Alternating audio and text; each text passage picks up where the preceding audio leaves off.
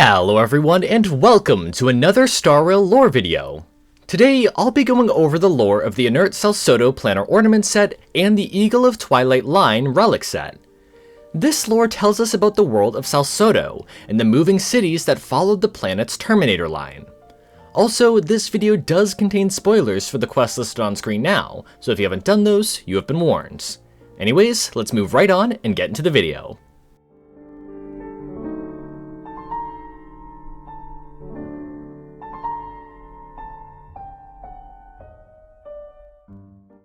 Salsotto is a desert planet that is said to shine in the most dazzling shade of gold.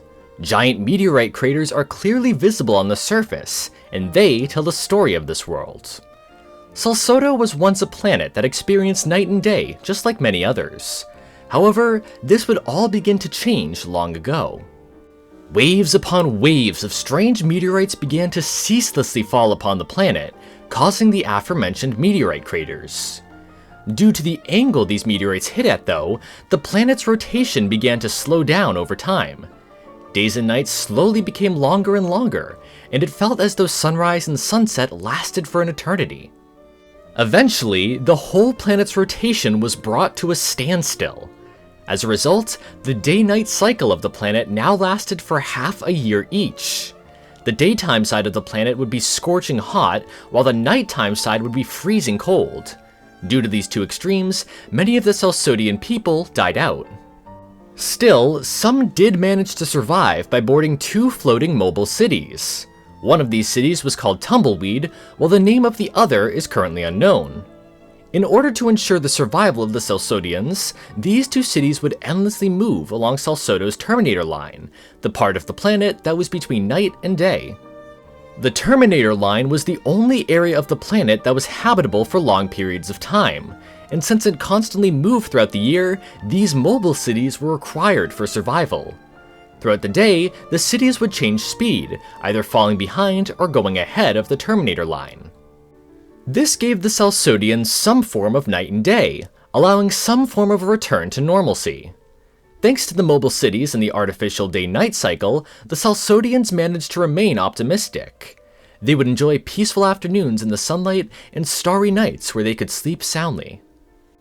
As you may expect, it isn't exactly easy to keep a city floating above the ground. While the Salsottians didn't have a fireplace with a magic flame to power their cities, they did have something similar. Salsotto was actually home to mysterious creatures known as phlogiston jellyfish. As their name suggests, these creatures are a source of phlogiston, an essential ingredient of the phase flame. In order to hunt these mysterious creatures, the moving cities would send out Skyfishers. Each morning, the Skyfishers would depart from the port and dive right for the sand, returning only after dusk had come. These Skyfishers would wear special wing suits that allowed them to soar through the skies behind the moving cities. For safety, they were attached to their city through their safety harness. Even with this, the job of a Skyfisher was far from easy. Flights would often be turbulent as well, making the job even more difficult. Each move they made had to be timed and performed perfectly, as one wrong move could mean mortal danger. They had to get close to the sand and time their movements perfectly when a phlogiston jellyfish flew out of the sand below. Additionally, due to the high speed and length of their missions, frostbite could be a real problem, especially to the legs. To help prevent frostbite, Skyfishers wore tightly strapped, fluffy feather puties that helped maintain their body temperature. If these puties were not secure, the legs would be affected by severe frostbite, which could lead to necrosis in the legs. As such, Skyfishers would check if they had tightened their puties multiple times before they took off. After all, during such high-speed flight, there would not be a single chance to do so. Researchers have also found traces of lime powder and aluminum powder in these puties, which they believe was likely used for emergency heating. If a Skyfisher were to die during a mission, Salsottians would spare no effort to bring back their remains. Once these remains had been recovered, the Salsottians would bury them alongside their wingsuits and eagle helmets. The Salsottians believed that flight must never stop, which is why they were buried with their equipment. Of course, this mirrored how the cities must never stop moving along the Terminator Line. Eventually though, the cities did stop moving. In the end, the tenacity and perseverance of the Salsottians could not save them from their ultimate fate. Over time, the planet would be majorly affected by the seized rotation. The planet's magnetic field would weaken due to a lack of rotation, which allowed more dangerous solar energy to reach the surface. As a result of this, the atmosphere of the planet began to thin. For some reason, the two moving cities on opposite sides of the world would end up fighting one another. For this to happen, one of them must have crossed half the planet to start the fight, but their reasoning is currently unknown. If I had to guess, it was caused by stress resulting from concerns about the thinning atmosphere. Whatever the reason, both cities would be destroyed in this conflict. To this day, the turrets among the wreckage are still aimed in opposition. Over the countless years, the ruins of the two cities have practically become one. Parts of the cities have been swallowed by the flowing sand dunes as well. These days, the ruins of the once mobile cities lie silent on the planet's surface, no longer following the ever-shifting Terminator Line. In more recent history, Salsotto was visited by Himiko and Pom Pom of the Astral Express. They had received a mission from Herta to seek out cadence glass, a material found on the planet. When they arrived, they found a shipwrecked vessel which contained Welt and his unnamed blonde companion, likely the Void archives from Honkai Impact 3rd. To repay the debt of being rescued, they both joined the Astral Express crew.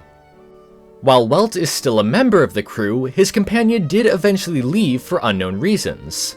He must have stayed for some time though, as he was there when the crew discovered March 7th frozen in ice. It's unknown where he is now and what he's up to, but we could see him again in the future.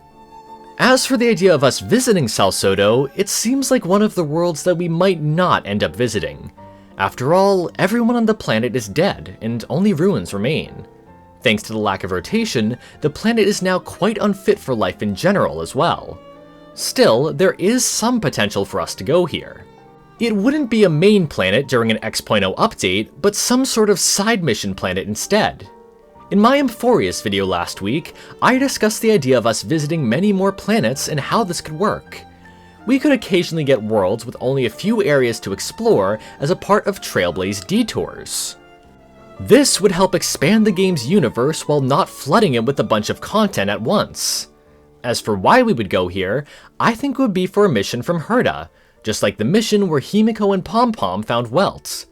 We could travel here to find cadence glass or phlogiston, both of which are natural resources of this planet. For explorable areas, we could venture into the wreckage of the floating cities, allowing us to uncover more about Salsotto's past and why the two cities fought in the first place. We could also travel through the Salsottian sands, encountering enemies such as the phlogiston jellyfish. Giant birds could also be an enemy on this planet, as their attacks were dangerous to the Skyfishers. We would initially go here for a Trailblaze detour, but we could revisit the area anytime if we wanted to. Perhaps there could be certain new game modes exclusive to these planets, incentivizing players to return. For example, we could explore these planets to gather data for Herta. This data could then be used to help expand the simulated universe and unlock new perks. We could even get a new branch of the simulated universe that focuses on individual planets, with our initial expeditions unlocking these expansions. Anyways, that's pretty much it for the lore of Salsotto. Like a few of the other places I've covered before, the lore of this planet is quite sad, but it was still interesting to learn about. If you want more lore about Star Rail though, I recommend my videos on the Xianzhou Juming, Sigonia 4, Thalassa, and Glamoth. With that said, I would love to hear what other bits of lore you'd like me to cover in the comments below as well. Anyways, that's it for this video. Thank you so much for watching. Sources and further readings are also in the description if you want to check them out. I hope you all have an amazing day, and I'll see you all in the next video.